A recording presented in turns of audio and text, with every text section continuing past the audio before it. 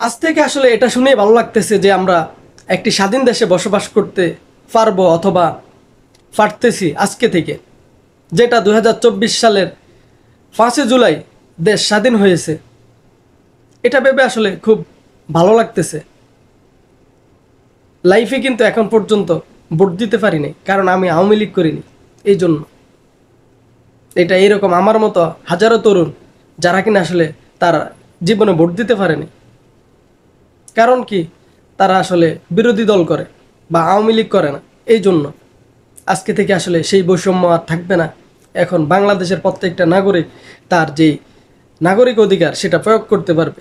Salute জানাই ছাত্রদেরকে, যে ছাত্রদের জন্য আসলে দেশটা স্বাধীন হয়েছে। যারা অসুস্থ আছে তাদের জন্য আমরা দোয়া করব, আর যারা এই যুদ্ধে মৃত্যুবরণ করেছে আল্লাহ তাআলা তাদেরকে যাতে শহীদের মর্যাদা দান করে সেটার জন্য আমরা দোয়া করব। ফয়সালা যখন আসমান থেকে আসে তখন ছাওয়ার থেকেও বেশি পাওয়া যায়, সেটা তারই প্রমাণ।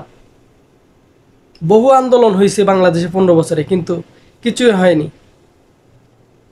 আসলে শেষমেশ ছাত্ররাই ফেরেছে খুনি হাসিনাকে দেশ থেকে বিতাড়িত করতে। স্যালুট জানাই সেই ভাইদেরকে যারা এই আন্দোলনে নেতৃত্ব দিয়েছে এবং স্বৈরাচার হাসিনাকে দেশ থেকে বাধ্য করেছে।